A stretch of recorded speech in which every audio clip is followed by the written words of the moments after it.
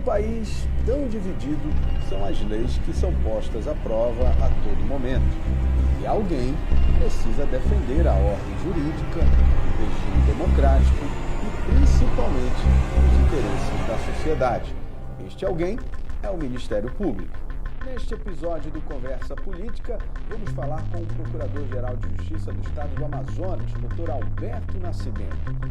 Ele conta como é viver constantemente cercado de segurança, como é combater o crime organizado e quanto esforço é preciso para garantir a aplicação correta das leis nos lugares mais distantes. Com os dois pés na inovação, ele aposta inclusive no metaverso para facilitar o acesso do cidadão à justiça. Natural de Itacoatiara, Alberto navegou por vários municípios do interior antes de chegar na capital. Ele conhece a dura realidade da região e foi trabalhar com direito, seguindo os passos da mãe. Primeiro, de início, nós temos aqui que descartar o termo de atos terroristas, né? Para iniciar qualquer assunto, para se tratar do que aconteceu em 8 de janeiro, né? Não há que se falar em terrorismo, ainda mais no país, na condição do que nós somos como brasileiros, né? Não tem como começar essa conversa sem falar do interior. Você é uma pessoa que veio do interior do estado do Amazonas. Queria que você falasse um pouco disso, né? Como é que como foi a infância, né? Para o pessoal entender essa jornada até aqui. Isso é um assunto que me emociona muito, né? Fica até embarga na hora de falar de início. Você que conviveu a vida interiorana, né? Aquela ainda brincadeira das praças, né? O próprio Barra Bandeira, principalmente, meu amigo, os desfiles da época de escola, né? Então, 5 e 7 de setembro sempre foi um marco para todos nós que somos do interior. As escolas todas faziam grandes eventos, né? Eu lembro que não era carruagem, lógico, era uma carroça, né, que a gente desfilava e trazíamos para cada criança, para cada estudante, um pouco da história do nosso país. Né? Eu lembro que a gente tinha muita ênfase para a Princesa Isabel, né, o Duque de Caxias, então todos esses personagens históricos que a gente passava na época de escola, realmente na nossa infância. Isso sedimentou muito esse amor pelo país, né, que é algo que a gente busca. Eu tenho como ideia ainda, e espero realizar isso assim que eu retorne para a minha atuação na Promotoria da Educação, que é a minha promotoria de origem, né, depois que eu deixo a gestão do Ministério Público, colocar isso como um projeto, iniciar pelo nosso estado mesmo, até pelo município, de nós retomarmos na escola a educação à cidadania. Não a antiga OSPB, que nós tivemos, Educação Moral e Cívica. Ou Moral e Cívica, né? Mas a gente brindar a democracia, brindar a nossa Constituição, ensinando aos alunos ali o valor que foi essa conquista para o povo brasileiro. Agora, o senhor veio de Itacoatiara, né? Isso. Como é que era? O senhor vivia mesmo em Itacoatiara ou ficava ali? Porque Itacoatiara é relativamente perto, né? A família toda de Itacoatiara, a época a estrada era de Pissarra mesmo, 2 balsas para chegar a Manaus, mas a família, sim, sempre de Itacoatiara.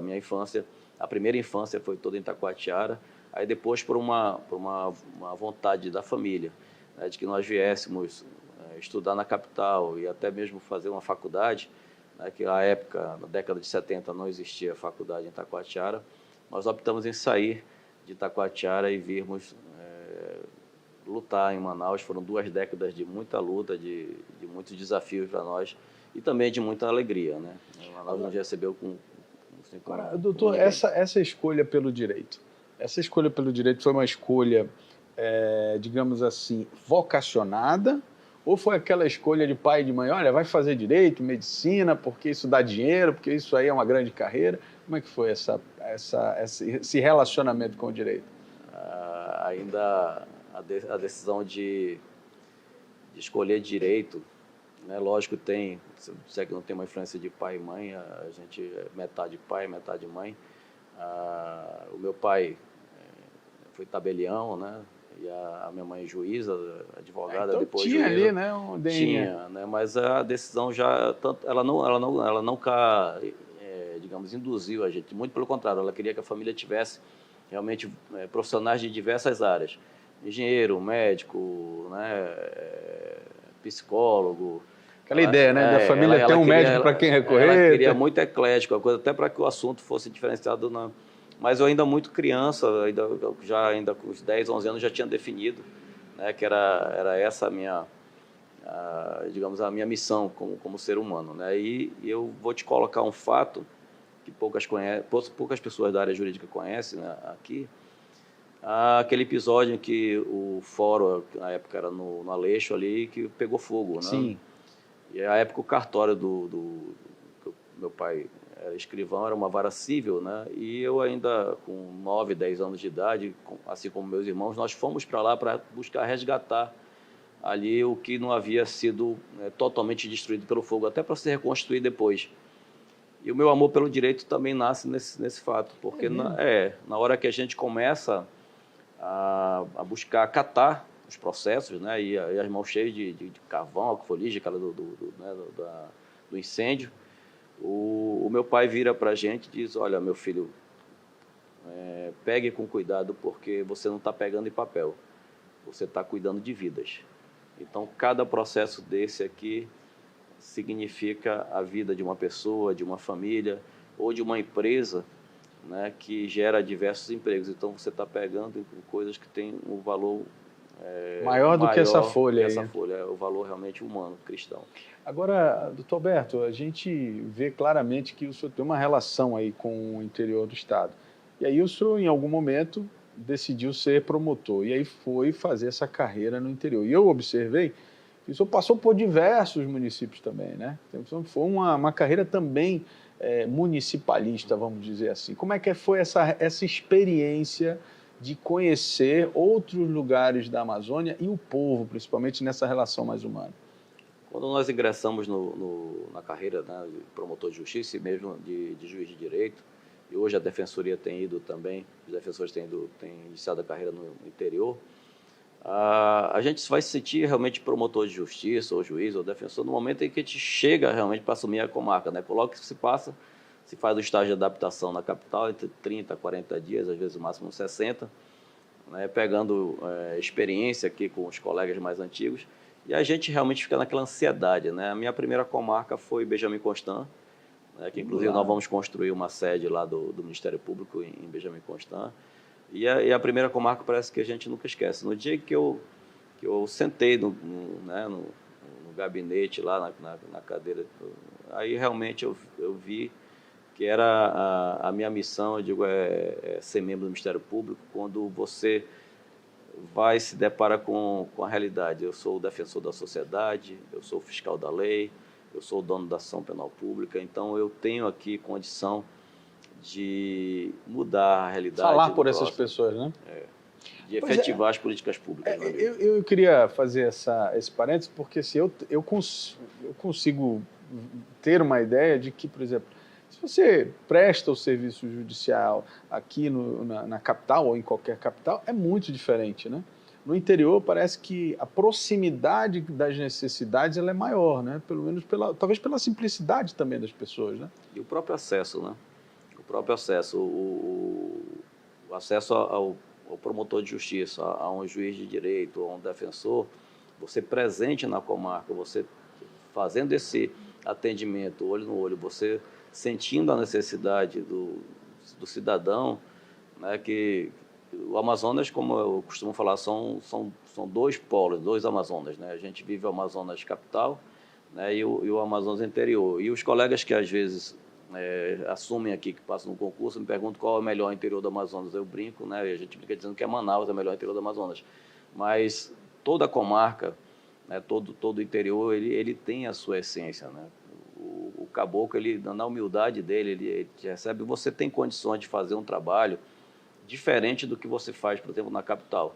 né? Lá você tem condições de ter um acesso mais rápido a um secretário do município, ao próprio prefeito, aos vereadores, e juntar com as demais instituições e desenvolver um trabalho na área da infância, do meio ambiente, né, que nós temos um desafio muito grande no Você acha nosso que amplia estado. a visão de mundo do operador do direito? Muito. Ir para o interior? Muito, muito. A senhora acha necessário, tipo assim, olha, para o cara ser um grande operador do direito, ele precisa, por exemplo, viver aquilo ali? É fundamental, fundamental para a própria essência dele dentro da carreira jurídica, né? Entender o real sentido do que é ser um operador do direito, de ser um promotor de justiça. Ele vai lá promover justiça e para a própria vida, né, dele como ser humano. Você consegue mudar a realidade desenvolvendo um trabalho de 4, 5 anos, tu consegue ver resultado daquilo que tu estás fazendo. Se você tiver um planejamento, se você tiver realmente intenção de mudar a realidade daquela comunidade, ali você consegue ali ter, com certeza, meu amigo, 100% de êxito naquilo que você se propõe a mudar e a trabalhar. Qualquer projeto que você queira desenvolver, que seja para evoluir ali ou aplicar política pública, um promotor de justiça ele vai ter todo o apoio em qualquer um dos municípios nossos do interior do Amazonas. Interessante. Agora, é uma oportunidade também para o promotor, que, enfim, ele vem ali de uma preparação muito grande para concurso e tudo mais, e aí o promotor ele tem que se deparar com essa relação com o poder, né? Porque, na verdade, ele é aquela pessoa que acusa, né? É quem vai cobrar, é quem vai apontar o erro da administração pública ou alguma coisa que está ferindo um direito Como é que isso foi confortável para você? Você acha que essa era a tua vocação ou isso, de alguma forma, você teve que se adaptar a isso? Porque, querendo ou não, você gera muito conflito também nessa atuação, né? Você imagina eu com 24 anos de idade, né? Pois é, exatamente. Né? Muito novo ainda, mas vai muito da tua formação familiar, dos valores. Eu acompanhei muito o trabalho da minha mãe no interior, quando logo que ela ingressou na magistratura. Você ia para o interior? Eu ia para o interior, a faculdade entrava em greve, eu ia para o interior, acompanhava nas audiências, minutava as sentenças. Depois, com a relação com o próprio promotor de justiça, eu já ajudava na elaboração de denúncias, de pareceres. Então, isso e a relação com os demais poderes, né? E você compreender também a limitação que tem um prefeito do interior, que tem um presidente da Câmara, que tem um secretário. Isso te traz muita maturidade. Que é um lado que muitas das vezes a sociedade prefere ignorar, né? Prefere botar a culpa no poder, no administrador público, sem querer entender isso que você está falando. Às vezes ele está limitado ali, né? Está limitado. E a gente vem buscando hoje, né, nesse viés, principalmente com os novos colegas, que o Ministério Público hoje não é aquele Ministério Público da década de 90, eminentemente demandista. Não adianta eu ter uma representação ou ter uma responsabilidade, um desafio na minha mão de mudar a política pública sem eu ter consciência de que eu também participo desse processo. Não simplesmente requisitar informações do poder público e entender que não há condições de que ele resolva isso e passar o problema, digamos assim, o desafio para o judiciário. Onde, lógico, com a estrutura que nós temos e toda a complexidade que tem do direito processual, né, vão ser demandas. A experiência que nós tivemos no passado é que nós ficávamos com demandas, principalmente de ações civis públicas, décadas, e se mudava gestores, né, saíam prefeitos, entravam prefeitos e o problema persistia. Mas o que você está falando é um negócio interessante, porque isso é uma mudança de visão do papel do Ministério Público em algum aspecto, né? Quer dizer, você, com a experiência do Ministério Público, percebeu-se que não adiantava só ficar entrando com ação judicial, cobrando. Era necessário criar uma espécie diferente de relação, seria isso? Com essas demandas? É a autocomposição. São demandas que a gente senta numa mesa de negociação mesmo, né? Entende, cada um tem que entender, né, as limitações do lado e também tem que limitar dentro daquilo que a lei nos dá né, de direito, de limitar também, digamos, a omissão do poder público e dizer, olha, isso aqui eu não posso resolver, nós vamos resolver sim. Nós temos prazo para isso, nós temos formas de se alcançar o resultado. Pode não ser 100%, mas a gente pode alcançar 50% nos seus 4 primeiros anos aqui.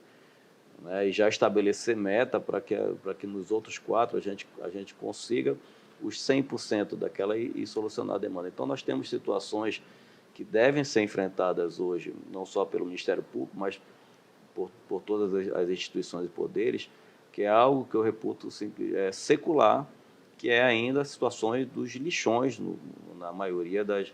A gente vivencia isso na capital ainda, né, esse desafio de superar, mas no interior a situação é muito grave.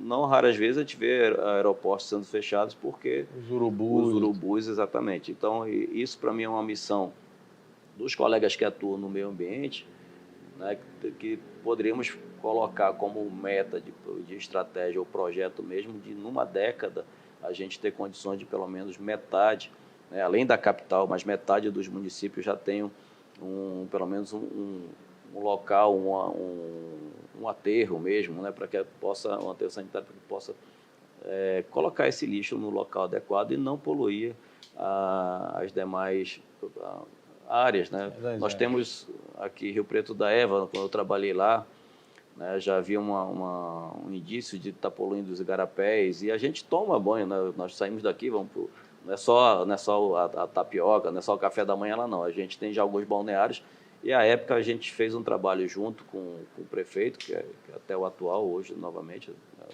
tem uns 10 anos, né, de realmente relocar onde se jogava lixo. A gente tem Parintins, nós temos Barcelos, então, se isso não for pensado, nós não vamos ter como...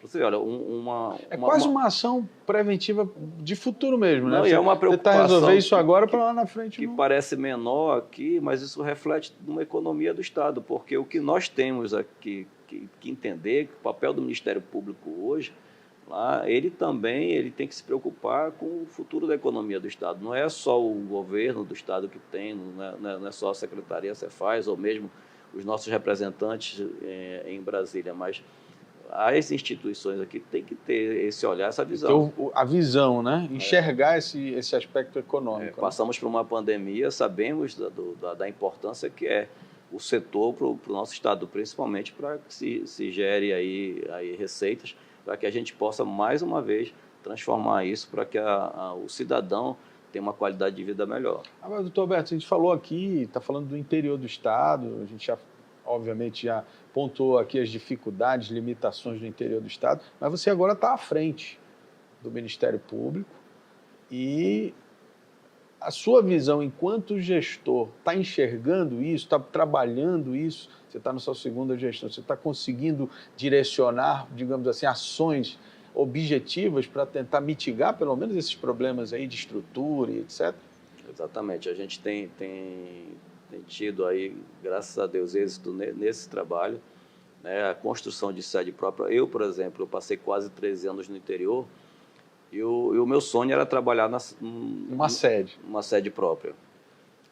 Nada contra trabalhar no fórum, né? Que os juízes não me entendam aí, mas eu sempre fui muito bem recebido no fórum, mas eu costumo brincar que quem casa quer casa, né? É, isso aí. Então, se eu casei com a instituição, se eu resolvi ser membro do Ministério Público, eu sempre sonhei com essa possibilidade de trabalhar na sede própria. Eu vi promovido para a capital em 2008 e não tive esse... Você não conseguiu, no período que você teve no interior, você não teve essa oportunidade? Infelizmente, não. Hoje a gente já está alcançando quase já 20% das comarcas do interior com sede própria, né? A gente tem avançado em reformas e construção.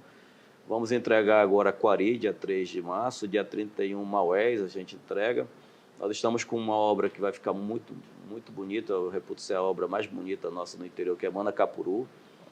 E já Anuri sendo construída, Presidente Figueiredo também, já estamos iniciando. Temos uma em Borba, que é um prédio histórico, que nós vamos fazer uma reforma. Não vamos mudar nada da fachada, vamos manter a história do município de Borba. Isso a gente tem que também valorizar muito, né, a essência.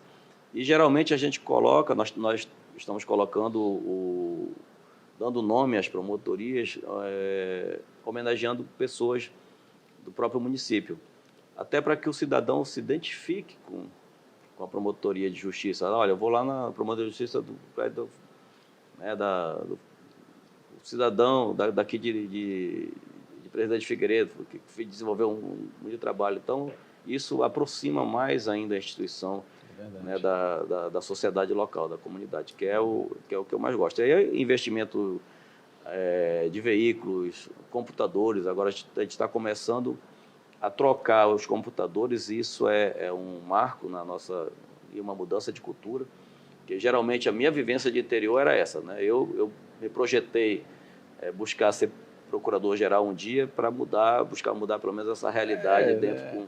Hoje se tem assessoria, estamos avançando para a residência jurídica, os estagiários também, né, estamos colocando à disposição dos colegas do interior e estamos mudando os computadores primeiro no interior do estado. Geralmente o que nós fazíamos era capital, né? Era capital, e aquilo que ainda era servível na capital se mandava o interior herdava, né? Então, por essa visão realmente desse desafio que é trabalhar no interior do Amazonas, é que a gente vem buscando trabalhar essa mudança primeiro no interior. A gente coloca o equipamento. Só sabe quem viveu, né?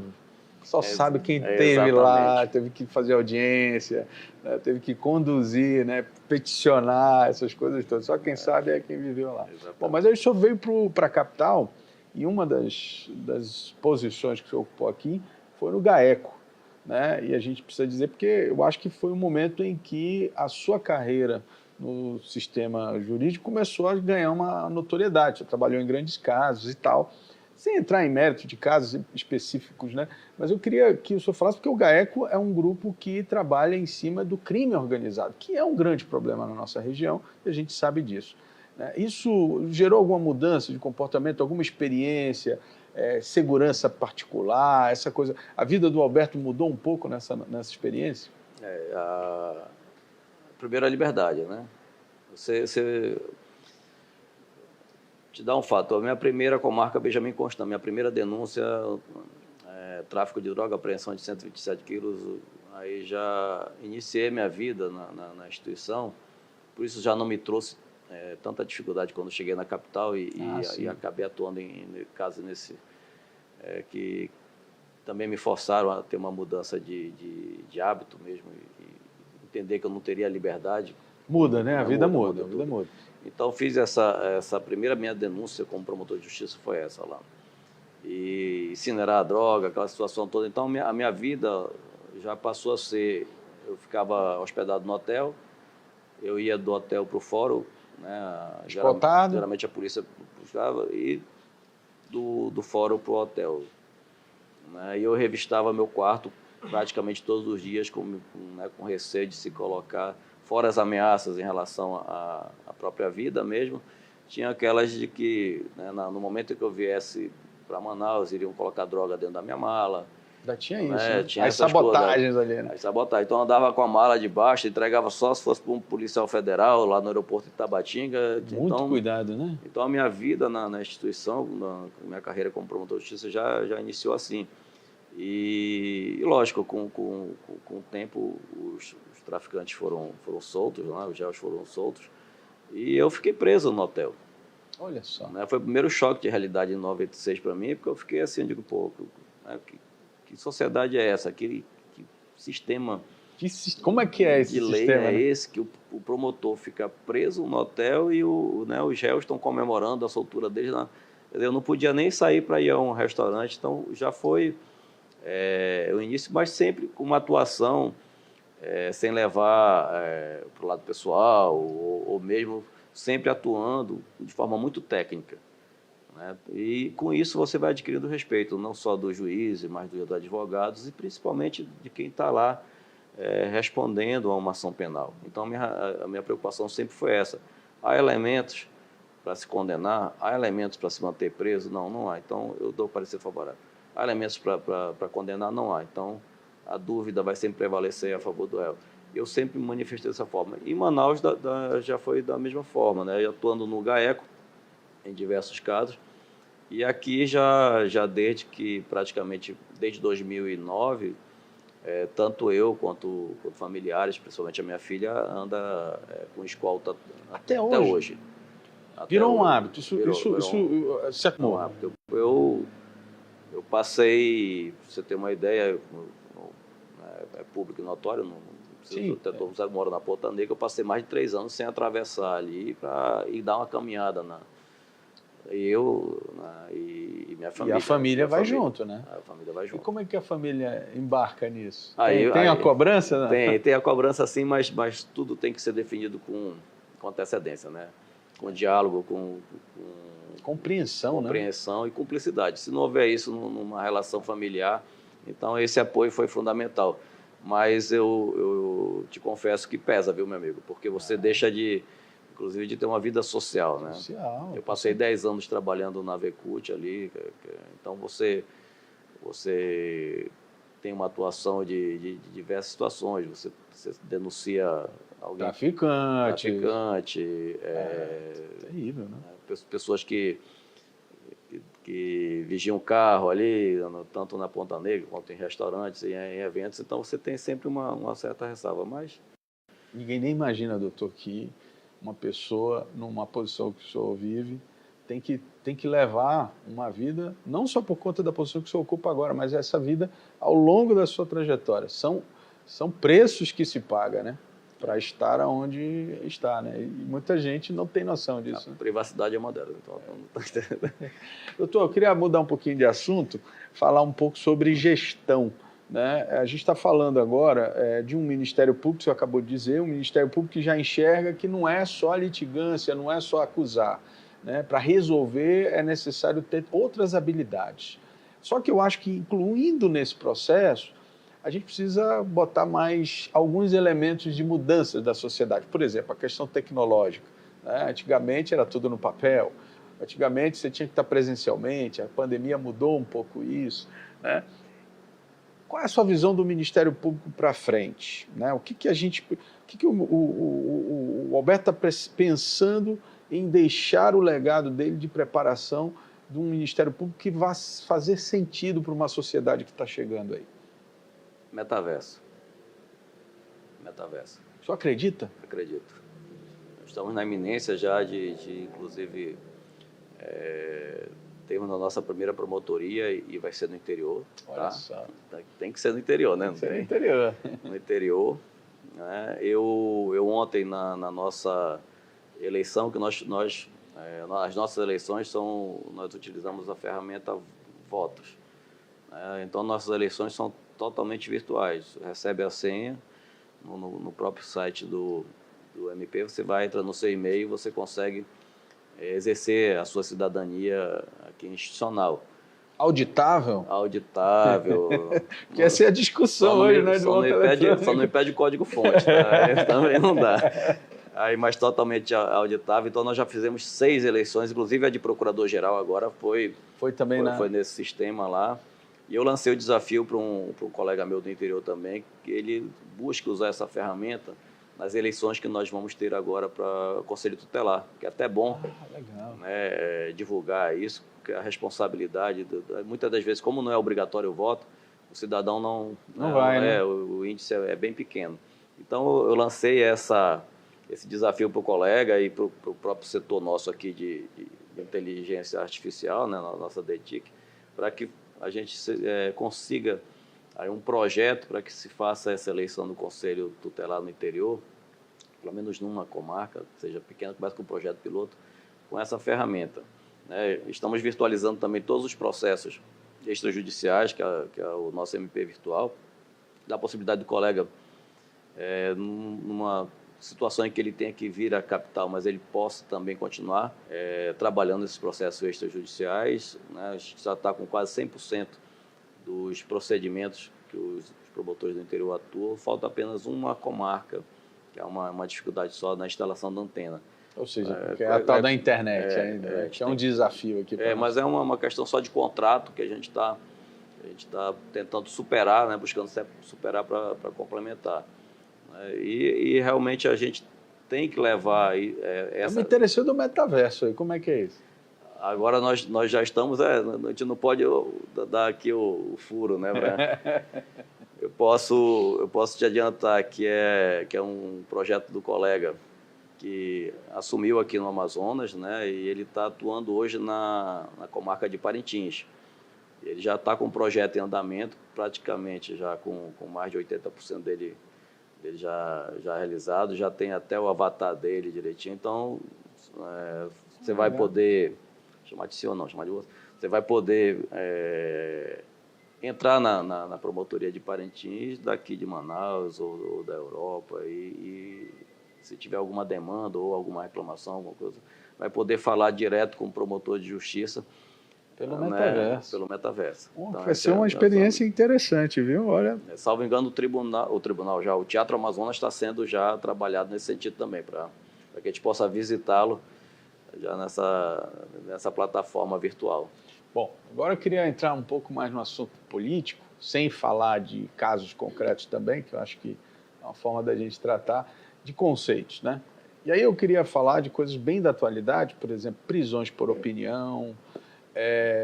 A gente viu também agora mais recentemente decisões que de alguma forma impactam a questão da coisa julgada, né? Aquilo que já estava definitivamente posto como julgado, né? Eu queria a visão do Alberto como operador do direito, né? Se esse efetivamente é um caminho a se seguir no direito brasileiro ou se isso coloca em risco alguma coisa. Porque eu acho que essa é a grande discussão do momento. Às vezes a gente pode estar criticando e pode ser uma coisa boa, né? E às vezes a gente pode estar olhando, achando que está tudo bem e, na verdade, a gente está caminhando para algo que depois a gente não vai ter como resolver. Primeiro, de início, nós temos aqui que descartar o termo de atos terroristas, né? Para iniciar qualquer assunto, para se tratar do que aconteceu dia 8 de janeiro, né? Não há que se falar em terrorismo, ainda mais no país, na condição do que nós somos como brasileiros, né? Então, o mundo todo vê o brasileiro como um cidadão, um homem digamos, do que acontece no mundo, né, como uma pessoa do bem. Então, nós não temos históricos assim maiores de explosões, conflitos, de né? guerra, exatamente. Ninguém explode restaurante aqui, né? Não, nada nem disso. Restaurante, nem prédio. Então, nós temos esse respeito pelo ser humano. O brasileiro é isso, o brasileiro essencialmente é humano. Quando você sai do país e convive, você percebe o quanto você é recebido em razão da alegria, com que, às vezes até a inocência do próprio brasileiro, que a gente tem, como eu te coloquei, resgatar esse amor pelo país, né? Então, essa situação é longe de se taxar como um ato terrorista, mas, lógico, há que se ter uma repreensão do Estado, o Estado juiz, o Estado Poder Judiciário, né, nesse sentido, dentro de uma limitação, se respeitando as demais instituições também. Eu acredito que o Ministério Público, ele sempre, pelo papel constitucional que ele exerce, né, ele tem que sempre estar sendo, no mínimo, ali ouvido, né? Então... E essa visão, essa é uma das coisas que eu queria ouvir sua opinião, porque recentemente nós tivemos vários episódios em que o papel do Ministério Público foi colocado um pouco de lado. Eu cito, inclusive, aquela resolução do TSE de segundo turno, né, que não poderia ter sido editada porque já não tinha mais prazo, mas e nela, o que era, no meu entendimento, que era mais grave, é que ele dizia ali que ele não precisava mais ouvir o Ministério Público para tomar algumas decisões. Como é que a comunidade e o senhor, principalmente como operador de direito, enxerga esse tipo de decisão? Nesse sentido que aí nós temos o Conselho Nacional de Procuradores Gerais, nós temos também a CONAMP, né? Então, as nossas representações de âmbito nacional sempre têm colocado esses, não só diversos ataques que o Ministério Público sofre com aspectos que vez ou outra se... Bota lá um projeto de lei para tirar o poder do Ministério Público de investigar. Exatamente. Né? Então, a gente fica sempre atento e ingressando, muitas das vezes, lógico, mantendo o respeito que a gente sempre vai ter, até porque nós temos um papel na Constituição que poucas das vezes são lembradas, que quem tem essa determinação constitucional de guardião da democracia, do Estado Democrático de Direito, de zelar pelos poderes, é o Ministério Público. Né? Então, a democracia depende muito dessa instituição, ela se permanecer forte.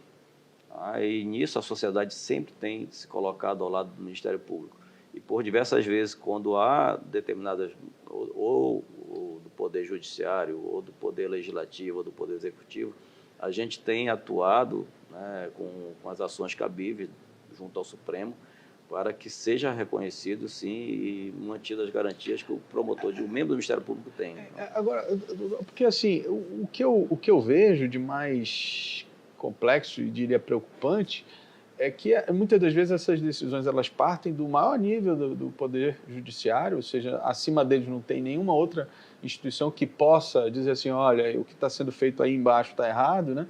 E, ao mesmo tempo, a gente percebe que há um sistema, não sei se essa seria a palavra, mas um sistema que, de alguma forma, apoia esse tipo de ação que está acontecendo no momento. E a minha pergunta também, né, que eu queria a sua análise, é mais nesse sentido.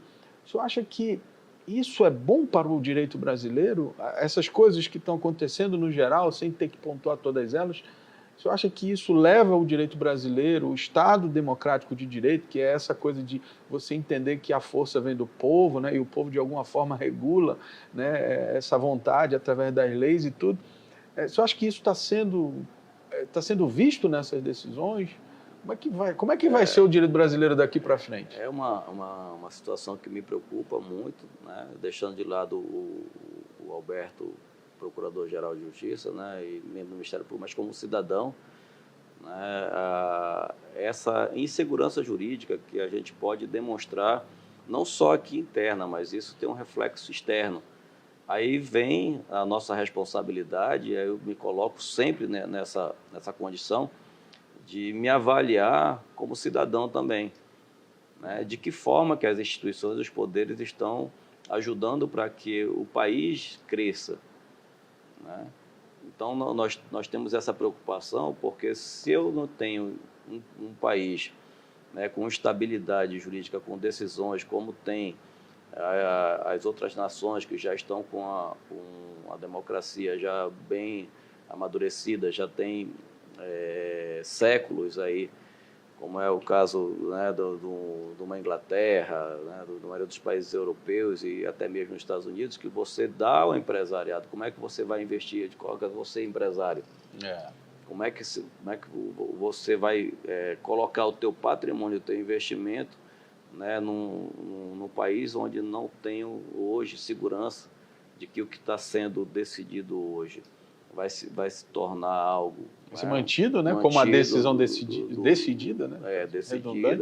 Ou se eu vou investir aqui e daqui a 1 ano, 2 anos, uma mesma situação vai ser decidida de forma diferente. Então, é essa preocupação que todos nós, que temos a responsabilidade de atuar na área do direito, nós temos que ter para poder ajudar o país, né, e dar ao próprio cidadão segurança, porque hoje você pode chegar a ter um direito cerceado, né, sem que tenha condições de defesa, que tenha um advogado ou que tenha o próprio fiscal da lei, o Ministério Público atuando. Olhando aquilo que está sendo feito. Né? Então, esse equilíbrio, eu acredito que a gente vai conseguir, né, restabelecer. Essa era a minha última pergunta.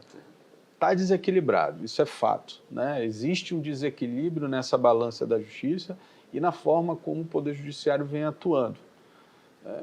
Como conquistar esse equilíbrio de novo e se é possível no cenário que a gente tem hoje com os atores que estão aí, se a gente tem condições de reestabelecer aquilo que o Brasil sempre viveu, uma paz do ponto de vista jurídico, né? Você sabia exatamente o que podia, o que não podia, as decisões caminhavam para os acórdãos, né? Que eram aqueles entendimentos de colegiados, né? E que isso não se mudava, né? E que não tinha uma coisa... Você tinha a condição de dizer o seguinte, olha, isso aqui que eu tenho um direito líquido, porque aqui, olha, tem vários, o entendimento...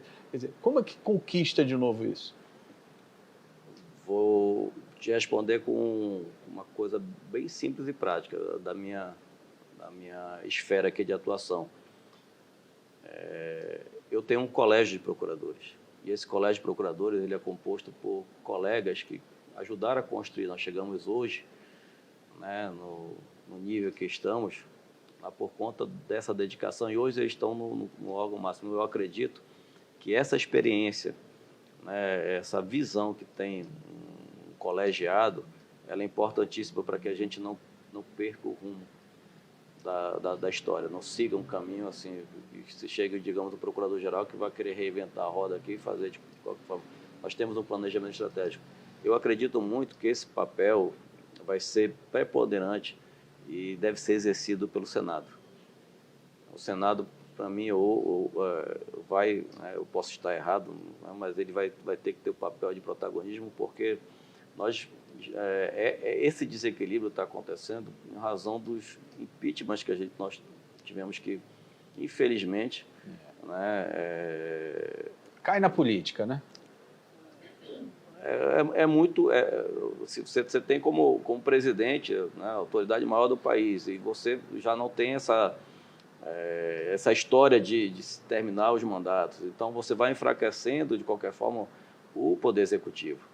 Aí começou o desequilíbrio. Então, essa retomada deve ter vindo por um outro poder que vai buscar esse equilíbrio, que eu acredito que seja o Senado, né, que vai buscar essa autocomposição para pegar o Supremo Tribunal Federal, né, Senado juntamente com a Câmara e principalmente o Poder Executivo. E começar a realmente pensar o país, pensar o Brasil, né, se projetar, se planejar e termos esse equilíbrio entre os poderes e que a gente possa ter harmonia para poder crescer.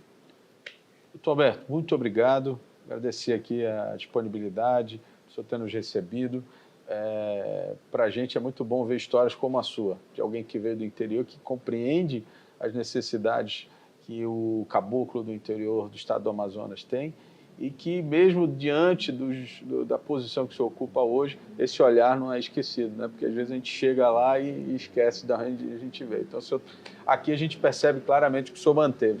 Parabéns aí, obrigado. Obrigado, meu amigo. É sempre uma honra recebê-lo aqui. E como eu costumo falar, o Ministério Público é o lado do cidadão. Então, sinta-se sempre em casa aqui, vai ser bem recebido por todos nós, com certeza. Muito obrigado.